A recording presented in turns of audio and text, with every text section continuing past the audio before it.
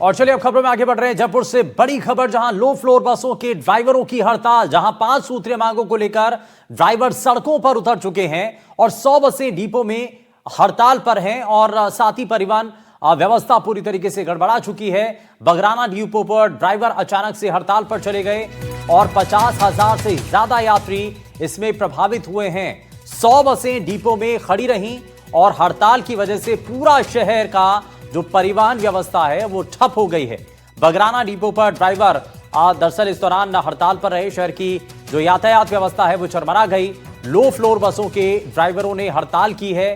5 सूत्रीय मांगे हैं जिसको लेकर सड़क पर उतरे हैं। 100 बसें डिपो में खड़ी रहीं, जिसकी वजह से जो बसें सड़कों पर चलनी थी उनके ना चलने की वजह से यातायात व्यवस्था पूरी तरीके से चरमरा गई और यात्रियों को इसमें बहुत हद तक परेशानी का सामना करना पड़ा है। ये अब आपको तस्वीरें दिखाते हैं, जरा ये आपको दिखाते हैं राजस्थान के अलग अलग हिस्सों की तस्वीरें हैं। लेकिन हड़ताल पर जब ये बस ड्राइवर गए तो उसके बाद की स्थिति क्या बन गई ये आपके सामने है।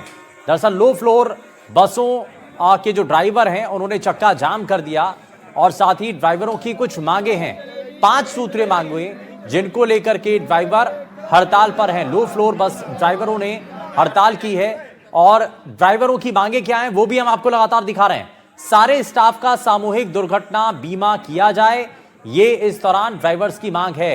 मृतक ड्राइवर के परिवार को 10 लाख रुपए की आर्थिक सहायता दी जाए। साथ ही लकवाग्रस्त ड्राइवर को 3 लाख रुपए की आर्थिक मदद की जाए। तो ये कुछ प्रमुख मांगे हैं और दोनों ड्राइवरों के वेतन पीएफ का पूरा हिसाब हो, यह भी साफ किया गया है। वहीं डिपो प्रबंधन को बदलकर ड्राइवरों से सम्मानजनक व्यवहार किया जाना चाहिए। सारे स्टाफ का सामूहिक दुर्घटना बीमा किया जाना चाहिए। ये कुछ प्रमुख मांगे हैं ड्राइवर्स की और यही 5 सूत्रीय मांगे हैं जिनको पूरा करवाने के लिए, अपनी मांगों को मनवाने के लिए ड्राइवर जो हैं वो इस वक्त हड़ताल पर हैं और चक्का जाम हो चुका है। हड़ताल पर बस ड्राइवर हैं और इसकी वजह से लो फ्लोर बसें अब सड़कों पर नहीं चल रही। और हमारे सहयोगी दीपक चावला हमारे साथ जुड़ गए हैं ज्यादा जानकारी के साथ। दीपक, अभी स्थिति क्या है, क्योंकि बताया जा रहा है कि बसें रुक चुकी हैं, ड्राइवर्स हड़ताल पर हैं, आम लोगों को काफी ज्यादा परेशानियां हो रही हैं। बिल्कुल, देखिए स्टूडेंट्स को, महिलाओं को और आम लोगों को काफ़ी ज़्यादा परेशानी हो रही है, क्योंकि बगराना जो डिपो है, हालांकि जयपुर शहर के अलग अलग इलाकों में अलग अलग डिपो है, लेकिन बगराना डिपो के जो ड्राइवर है वो जो पारस जो कंपनी को दे रखा है ठेका, उससे असंतुष्ट है। मुख्य तौर पे इनकी मांगे यही है कि एक तो इनका वेतन बढ़ाया जाए, इसके साथ ही इनके साथी का एक्सीडेंट में मौत हो गई तो उसको 10 लाख का मुआवजा दिया जाए और एक साथी को लकवा आया है तो उसको भी जो है लगभग 3 से 5 लाख का उनको जो सहायता राशि है वो दिया जाए। इसके साथ ही पीएफ और ईएसआईसी का भी समय पर हिसाब हो। इसके अलावा प्रबंधक के मैनेजमेंट को चेंज करे, वो इससे नाखुश है क्योंकि उनका व्यवहार ठीक नहीं है। तो इस तरह की इन मांगों को लेकर अचानक से आज बगराना के जो ड्राइवर है, लगभग 170 ड्राइवर है, वो एक साथ सामूहिक हड़ताल पर चले गए हैं।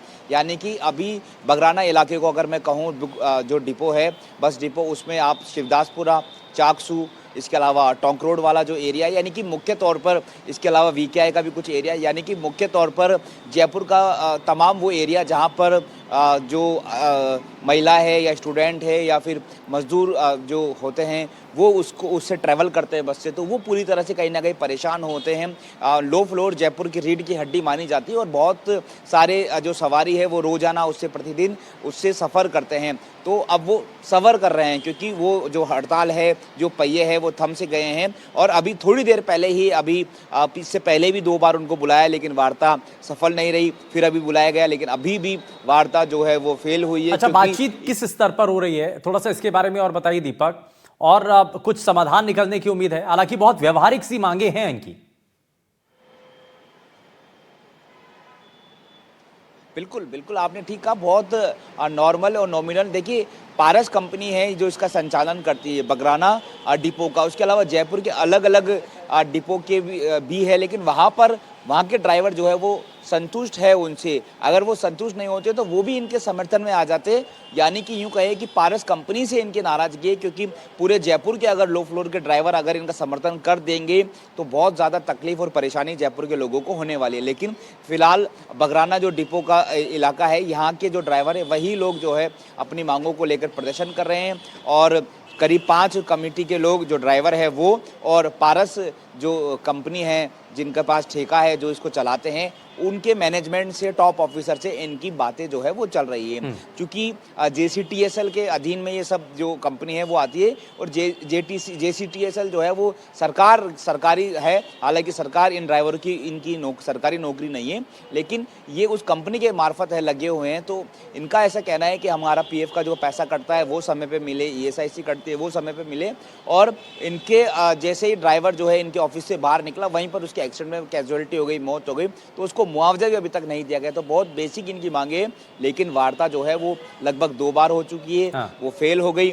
अभी फिर से उनको थोड़ी देर पहले बुलाया गया है। अभी भी फिलहाल ऐसा लग रहा है कि ये वार्ता भी जो है वो जो है सफल नहीं होने वाली। तो ऐसे में माना जा सकता है कि देर रात तक एक बार फिर से इनकी वार्ता हो सकती है। अगर वार्ता सफल रही तो इनकी हड़ताल खत्म हो और सकती दीपक है। इसमें और संभावना है कि प्रशासनिक अधिकारी और सरकार का इंटरवीन भी हो सकता है जिस वजह से थोड़ा जो अभी हड़ताल है या चक्का जाम है उसको वापस से ठीक किया जा सके।